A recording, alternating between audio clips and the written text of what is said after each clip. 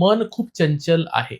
मनाला इथे बसून आत्ता मी कॅलिफोर्नियामध्ये जाऊन माझ्या आवडत्या कॅफेमध्ये कॉफी पण पिऊ शकतो 5 मिनिटाच्या आत, 2 सेकंदाच्या आत पण. तर इतकं सैरभैर मन हे जे आहे, तर त्या मनाला खरंच औषध असू शकतं का काही? मनाला औषध नक्कीच लागतं हं, आणि ते आहे पण. हं, फक्त ते आपल्याला माहीत नसतं. हं. खरं ते आपल्या जवळ असतं. बरं. पण आपल्याला माहीतच नाहीये की हे मनाचं औषध आहे. हं, मन, आपलं सुप्त मन, हं, की म्हणजे जे खरं तर दिसत नाही. हं, त्याला झालेली जखमही दिसत नाही.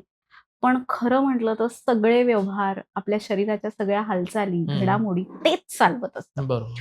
मग बऱ्याच वेळेला आपण म्हणतो ना, की एखादा माणूस म्हणतो, "माझं मन कशात लागतच नाहीये. बरोबर. माझं मन म्हणजे गुंगलं, म्हणजे माझं एकदम मी मनाने गुंगून गेलो." हं, म्हणजे तो विषय ऐकताना मला कुठलाही दुसरा विचार माझ्या मनात आला नाही. माझं मन एकदम शांत झालं.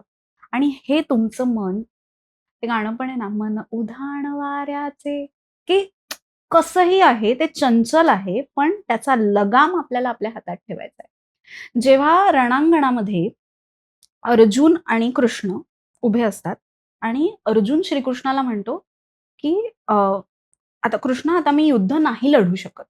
त्याच्या मनावरती दडपण येतं, की आता माझेच नातेवाईक माझ्यासमोर उभे आहेत, आता मी कसं लढू? हं, मग तेव्हा कृष्ण सांगतो, की नाही, हे तुझं कर्म आहे. हं, हे धर्माचं युद्ध आहे आणि ते तुला लढायचंच आहे. हं. आणि हेच रोज आपल्या बाबतीत होत असतं. बरोबर. आपलं मन आहे ना, कायम द्वंद्व स्थितीत असतं. म्हणजे द्वंद्व सतत तुझ्या मनामध्ये चालू असतं, की हे करू का हे करू? हे बरोबर. करू का हे करू? आणि मग त्याला जिंकायचं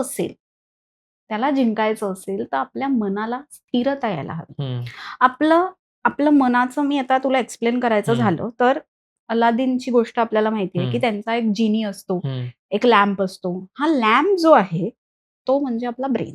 हं, आणि लॅम्पमधनं बाहेर येणारा जो जिनी आहे, ते म्हणजे आपलं सबकॉन्शियस माइंड, हं, म्हणजे आपलं मन. हं.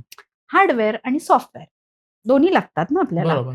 पण सॉफ्टवेअर शिवाय काम चालेल का? नाही. आणि ते तुमचं मन आहे. हं, तुमच्या मनावर जर तुम्ही नियंत्रण मिळवलत ना, तुम्ही सगळं जिंकू शकता.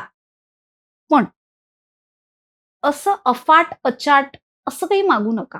हं, मॅनिफेस्टेशन करताना, तुमच्या मनाला ऑर्डर देताना, हं, तुमच्या मनाला ट्रेनिंग देताना, तुम्हाला खूप महत्वाचं आहे, की तुम्ही काय शब्द वापरता. तुम्ही हं. कोणत्या वेळी वापरता आणि कसे वापरता. बरं. आज तू बघतोयस, की आज अशी परिस्थिती आहे, की मनाविरुद्ध काहीही झालं, की मुलं रागवतात, रुसतात, वस्तू उचलून फेकतात. हं. हे आपण केलं असतं तर आपल्या आई-वडिलांनी, धुतलं असतं. बरोबर आहे. पण आता पालकांची मानसिकता बदलतीये, हं, मुलांचीही बदलतीये आणि मग हे आपलंच प्राचीन शास्त्र आपण विसरतोय का? याच्यावर आपण विचार करायला बरं. पाहिजे.